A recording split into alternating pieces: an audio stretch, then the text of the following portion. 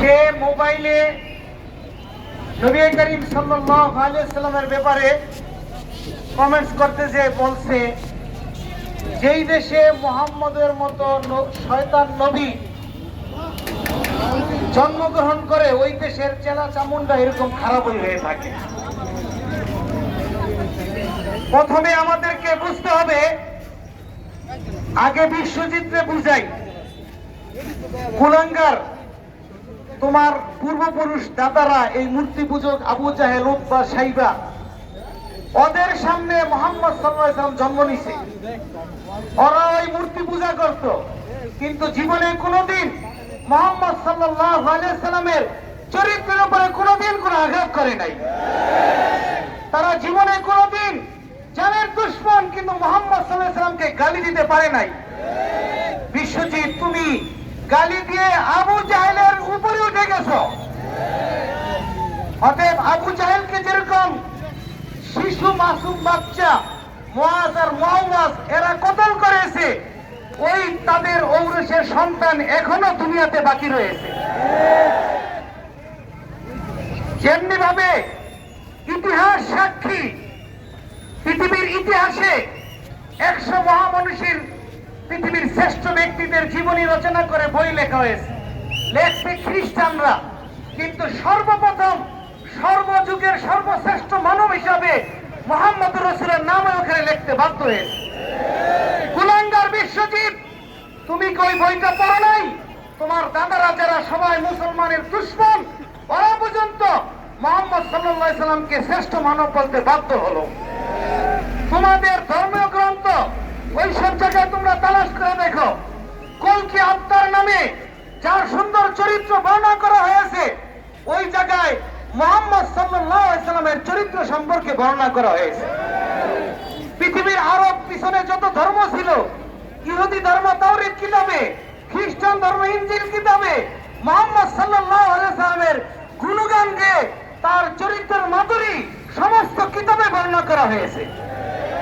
তোমাদের পূর্বপুরুষ যখন ভারত পাকিস্তান ভাগ হয়, তখন সেই ভারতের লখনৌতে 1 লক্ষ মুসলমানদের সমাবেশে সিরাজ কনফারেন্স হয়েছিল। তখন মহাত্মা গান্ধী চিঠি পাঠাইছিল, বলেছিল যে আমরা গর্বের সাথে বলতে পারি, এই ভারত যদি আমরা এখানে শাসন করি, কিন্তু এই দেশের নিয়ম কানুন, আইন কানুন মুসলমানদের নবী মুহাম্মদ, মুসলমানদের খলিফা আবু বকর এবং ওমর, তাদের আদর্শ অনুযায়ী আমরা আমাদের এখানে সংসদ রচনা করেছি। এবং সে সংসদের লোকদেরকে বলল যে তোমরা যদি এই ভারতে তোমাদের এই রাষ্ট্রীয় ক্ষমতা স্থায়ী করতে চাও, তাহলে ক্ষমতা পরিচালনা করার ক্ষেত্রে মুসলমানদের নবী মুহাম্মদ, মুসলমানদের খলিফা আবু বকর ওমরের মতো এই দেশ পরিচালনা করবে, তাহলে তোমাদের এই রাজত্ব যুগ যুগ ধরে টিকে থাকবে। কুলাঙ্গার বিশ্বজিৎ, তুমি কি এই বিষয়টা বুঝো নাই যে তোমার এই পূর্বপুরুষ, তোমাদের এই দাদারা যারা এই সব কিছু করে মুহাম্মদ সাল্লাল্লাহু আলাইহি ওয়াসাল্লামকে এই পৃথিবীর একজন শ্রেষ্ঠ মানব, যার চরিত্র সম্পর্কে কেউ কোনো কলঙ্ক সে আঁকতে পারে না, আর তুমি একটা শিশু নাবালক বাচ্চা হয়ে এখানে তাকে লেখা দিলা যে মুহাম্মদের মতো শয়তান নবী যেখানে জন্ম নেয় ওই দেশ কুলাঙ্গার হইতেই পারে। নাউজুবিল্লাহ। অতএব এই বিষয়টা জানার পরে আমি সরকারের কাছে আবেদন করছি, প্রথম তো হলো যে আপনারা তাকে গ্রেফতার করেছেন, কিন্তু একটা সামান্য অন্যায় করলে সেই পাহাড়ের জঙ্গল থেকে হেলিকপ্টার দিয়ে ধরে আনতে পারেন, আর এখানে সে মুহাম্মদ সাল্লাল্লাহু আলাইহি ওয়াসাল্লামের বিরুদ্ধে বলে বীর দর্পে শহরে গঞ্জে ঢাকার শহরে ঘুরতে পারে, তাকে আপনারা গ্রেফতার করতে পারেন না। মুসলমান জাতির চাপের পরে তারপরে আপনারা গ্রেফতার করেন। সাথে সাথে যখন মুসলমানরা তাদের বিরুদ্ধে জেগে ওঠে, তখন আপনাদের কাজটা কি হয়? আইসা আমাদেরকে বুঝান ইসলাম শান্তির ধর্ম। রাষ্ট্রপ্রধান থেকে শুরু করে সাধারণ পুলিশ অফিসার থেকে শুরু করে প্রত্যেকে আমাদেরকে আইসা দোয়ান ইসলাম শান্তির ধর্ম, ইসলামে ঝগড়াঝাটি চায় না। আমি বলতে চাই, ইসলাম শান্তির ধর্ম, মুহাম্মদ সাল্লাল্লাহু আলাইহি সাল্লাম শান্তির দূত। এই শান্তির ধর্মের উপরে, শান্তির দূতের উপরে যেই লোকটা হামলা করে, ওই লোকটাই জাতির বিশৃঙ্খলাকারী, তাকে গেলে আপনারা ফাঁসি দেন না। আপনাদের অস্ত্র তখন বন্ধ থাকে, কলম বন্ধ থাকে, জবান বন্ধ থাকে, তাদের বিরুদ্ধে ব্যবহার করেন না। আর ওই কুলাঙ্গার যে শান্তিকে বিনষ্ট করে, ওর প্রতিবাদে তৌহিদি জনতা জেগে উঠলে তাদের বিরুদ্ধে অস্ত্র ব্যবহার করে। যার অতীত ভোলাতে, যার অতীত দেশে আরো বহু জায়গায় ঘটেছে, কিন্তু আপনারা এই বিষয়টা এখনো বুঝেন না। প্রথমে আপনাদের কাছে আবেদন এইটা যে ইসলাম শান্তির ধর্ম, বারবার আপনারা মুখে উচ্চারণ করেন। অতএব এই শান্তির ধর্মটার উপরে যেই লোকটা আঘাত করে, ওর সাথে সাথে দুনিয়া থেকে বিদায় করে পুরো দেশকে শান্তি রাখেন। এইটা হলো আপনাদের প্রথম কাজ। অতএব আজকের এই সমাবেশ থেকে আমাদের প্রথম আবেদন, রাষ্ট্রীয়ভাবে যে মুহাম্মদ সাল্লাল্লাহু আলাইহি সাল্লামের চরিত্রের উপরে আঘাত করবে, তার চরিত্র নিয়ে সিনেমিনি খেলবে, তাকে ফাঁসিতে ঝুলিয়ে জনসম্মুখে মানুষকে দৃষ্টান্তমূলক শাস্তি দিয়ে যেন এই ধরনের কাজ কেউ করতে না পারে, এই ধরনের শাস্তি সেই বিশ্বজিৎকে দিয়ে মুসলমানদের অন্তরকে ঠান্ডা করার চেষ্টা করুন।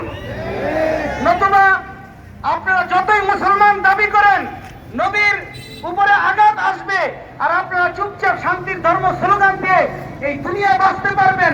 মুহাম্মদ সাল্লাল্লাহু আলাইহি ওয়াসাল্লামের সুপারিশ ছাড়া কোন লোক জান্নাতে যেতে পারবে না। ওই দিন কিন্তু আপনারা সুপারিশ পাবেন না।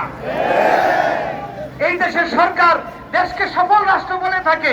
মুহাম্মদ সাল্লাল্লাহু আলাইহি ওয়াসাল্লামের সফল রাষ্ট্রের মধ্যে চেয়ে দেখেন, যারা হুজুর পাক সাল্লাল্লাহু আলাইহি ওয়াসাল্লামের চরিত্র নিয়ে কথা বলেছে, তাদেরকে হুজুর পাক সাল্লাল্লাহু আলাইহি ওয়াসাল্লাম নিজে সাহাবায়ে কেরামকে দিয়ে হত্যা করাইছেন। বুখারী শরীফের 2য় খণ্ডে 3 জন ইহুদি ব্যক্তি যারা রাসূলের বিরুদ্ধে বলেছিল, তাদের 3 জনের কল্লা উচ্ছেদ করে দেওয়া হয়েছিল। অতএব আপনাদের রাষ্ট্র সফল রাষ্ট্র, রাসূলের ইজ্জত বাঁচাইলেই ওই রাষ্ট্র পূর্ণ সফল হবে। আমাদের দাবি, অভিজিৎকে দৃষ্টান্তমূলক সকল লোকের জনসম্মুখে তাকে ফাঁসি দিয়ে মুসলমানদের ইজ্জত, রাসূলের ইজ্জতকে রক্ষা করুন। আল্লাহ তাআলা আমাদের সবাইকে তৌফিক দান করুন। সংগ্রামী তৌহিদি জনতা, আমরা সমাবেশের শেষ পর্যায়ে প্রায় চলে এসেছি। এই পর্যায়ে আমাদের সম্মুখে বক্তব্য নিয়ে আসছেন মুন্সিগঞ্জ জেলা খতমে নবুয়ত সংরক্ষণ কমিটির সংগ্রামী সেক্রেটারি জনাব হযরত মাওলানা হুসাইন আহমদ সাকি। ইন্নাল হামদুলিল্লাহ ওয়াসসালাতু ওয়াসসালামু আলা রাসূলিল্লাহ মা বা'দ। بعد أعوذ بالله من الشيطان الرجيم وما أرسلناك إلا رحمة للعالمين صدق الله المولانا العظيم।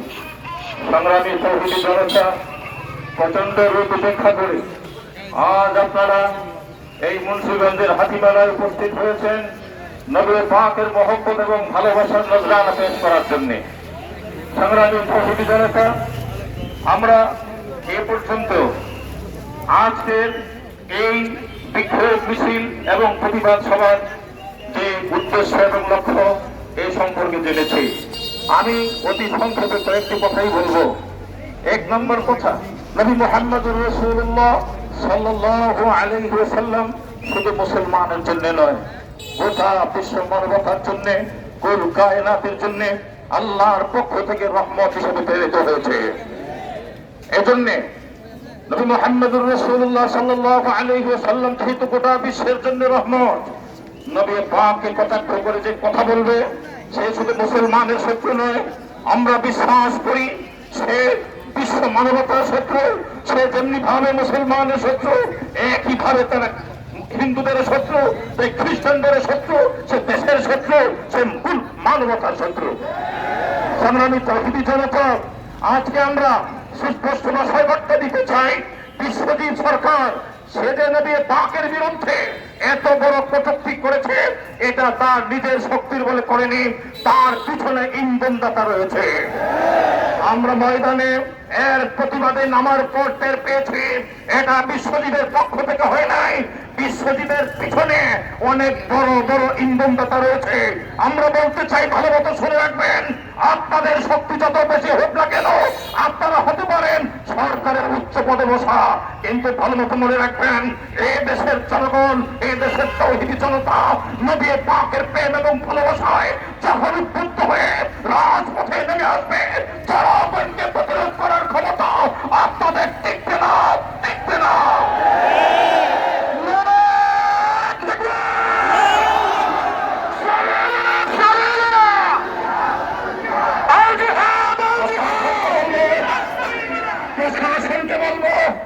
আজকে হাতিবাগায় এসে দেখে যান, এখানে শুধু ওলামায়ে কেরাম নয়, এখানে আওয়ামী লীগের লোকজন রয়েছে, এখানে বিএনপি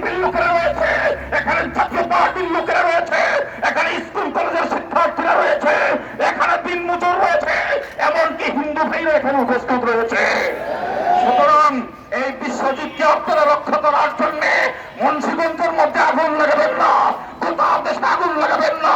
গোটা দেশের শান্তি শৃঙ্খলা রক্ষা করার জন্য এক বিশ্বজিৎকে ফাঁসির কাছে ঝুলিয়ে সর্বোচ্চ শাস্তি আপনারা বাস্তবায়ন করুন। আমরা গোটা দেশের মানুষ আপনাদেরকে বুকে টেনে নিব ইনশাআল্লাহ।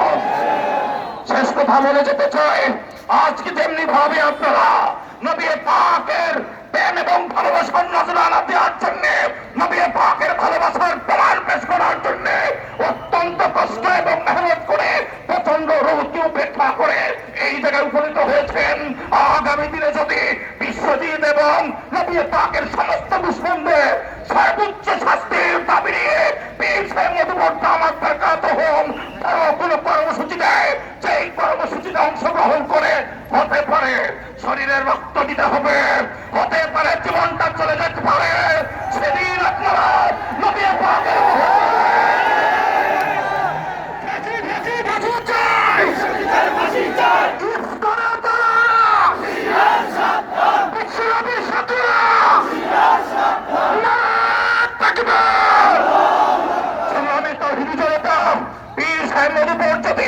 বৃহত্তর কর্মসূচি ঘোষণা করে সেই কর্মসূচি বাস্তবায়ন করে যদি রক্তবিন্দু দিতে হয় রক্ত দিয়ে, যদি জীবন দিতে হয় জীবনের বিনিময় হলেও বিশ্বজিতের ফাঁসির রায় সর্বোচ্চ শাস্তি বাংলার জমিনে কার্যকর করবার জন্য কারা কারা প্রস্তুত আছেন